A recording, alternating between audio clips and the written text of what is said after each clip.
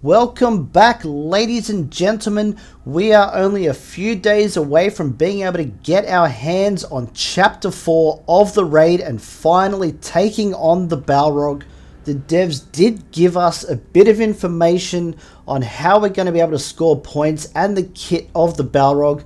I'm not going to read all that stuff out word for word. I don't want to bore you guys. I really just want to go through some of the teams that we may find effective in Chapter 4. And hopefully give you guys a starting point so you can get in there and start scoring some big points. Now this particular chapter is going to be quite difficult to score points. It may take a little while to develop some of the better teams that are really catered for this one, such as Barlin's expedition team. That particular team is one that I do want to talk about, simply because I think there is a lot of potential. Now obviously we don't have the final kit for Orphan. We do have Balin and Rumel at the moment. They are looking quite promising. If you are free to play, you're definitely going to be working with them at 3 stars for the time being. But I do think gearing all 3 of them up and getting those levels up, getting some of those abilities worked on will be beneficial for you in the long run. Then once they do get released onto a node or into one of the stores in a few months time, you can start farming the shards for them then and really finish them off. But I would definitely say get these guys into your roster, start working on them as soon as you possibly can. Once we do have all the kits in the game, I'll definitely do a video on them so that way we can look at what abilities you should prioritize over others and make sure we can get the best build for each chapter of the raid, because I think these guys are going to be good in a few different areas. But in regards to Chapter 4, if we're really going to understand what teams are going to work, we need to look at the ways that you're going to be able to score points. The first one is you actually gain points for every percentage of health that you lose. So when the Balrog attacks you, you're going to score points for actually getting hit, not just by attacking him. So first of all, the thing that you're going to need to understand is just having like gear 6 teams, level 30, level 35, they're probably not going to cut it. You're really going to need to get up to that gear 8, gear 9 level. Make sure you max out those levels at level 60. You want to have those more important abilities as far as survivability is concerned. You also want to make sure that you've got healers in there to keep topping up the health. The longer you can stay alive, the more points you're just going to be able to generate just by staying in the fight. The next one is every time that you cleanse or resist a bane, you're going to be scoring points. Now obviously the elves are going to be very good at this chapter again. They're very good at the cleanse, they're very good at healing, they're very good at staying in the fight for as long as they possibly can. They are pretty good at resisting banes as well. So having that team in your roster is always going to be beneficial. As we know, Elrond will be coming back. If you have not been preparing for that, you're really going to be on the back foot. This is something that you probably should have been farming those shards right from the time you might have missed him the first time he came around to make sure that you're ready.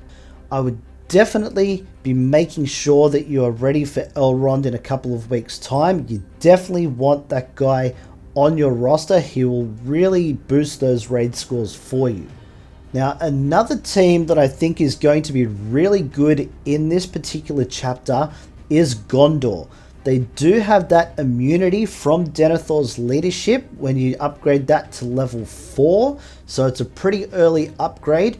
Very beneficial because if you've got immunity, you're not going to be affected by all the burn and blind that the Balrog is going to put out.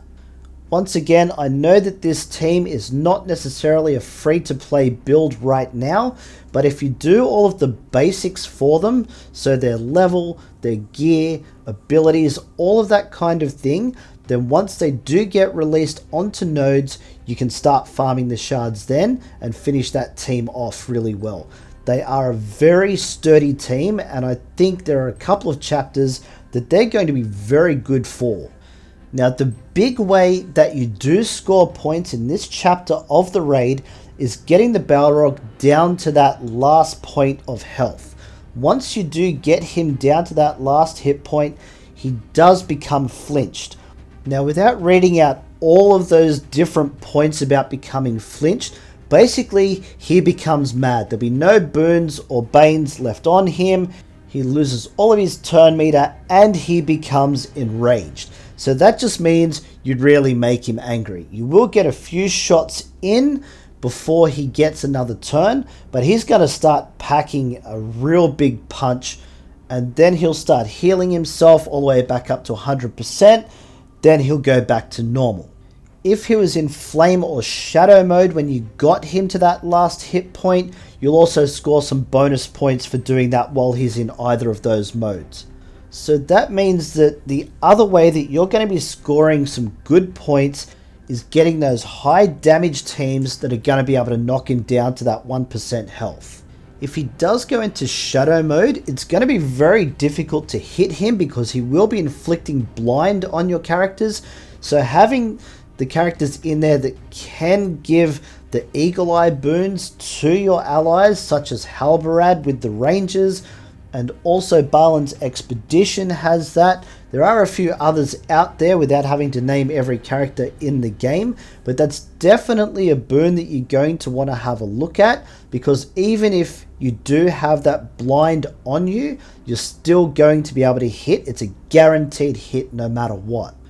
As for a free-to-play team that I think could do quite well in this particular chapter, Isengard might be the way to go. However, things like bleed won't do anything for the Balrog. You cannot apply any of those damage over time banes to him. However, they can hit pretty hard, do a lot of damage, and they can survive for quite a while in the battle with that passive healing from Ugluk's lead. But one thing that I really want players to understand, which I have noticed a lot within my own guild, a lot of players aren't leveling their characters all the way up to level 60. They get somewhere sort of between level 40 and 50 and kind of stop, because I know that those last 10 levels do require a lot of XP to finish off, but you do get a lot of bonuses from leveling up those final 10 levels. Make sure that you do get characters all the way up to level 60. Just do one team at a time and you will definitely see the benefits of that. As for the teams that I think you should probably avoid, definitely a team like the Haradrim, whose main damage comes from that Black Serpent's poison. You're not going to be able to apply that to the Balrog, so they really are going to find it difficult to stay in that fight. They'll probably get slaughtered pretty quickly. You can give them a go if you don't have many other teams, obviously, but I don't think they're going to be the most effective team for this particular chapter long term. I also don't think Mordor will really stand much of a chance. Obviously, Gaza is going to be great. You can put him into one of the other teams. He's always one of those plug-and-play characters. But for a full Mordor team, they do have that burn and poison mechanic that works quite well in some areas. It's not going to be very effective for the Balrog, and they just don't seem to survive very long in battles, so they're going to get slaughtered pretty quickly, I think. But one thing that I am pretty sure of is that this chapter is designed for a lot more complete teams. They've given us a lot of time to be able to work on our teams, get things built up. So now that we're in chapter 4, you really want to see those gear 8, gear 9 teams, level 60, well-developed abilities, and that's how you're going to see the best results in chapter 4.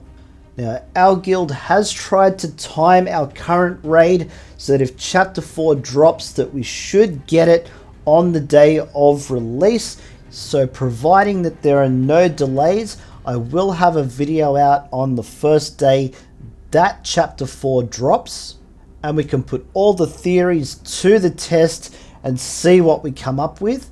I think it will be quite difficult, but I am excited to really sink my teeth into it and try and figure out what teams will and won't work once we do get to play chapter 4.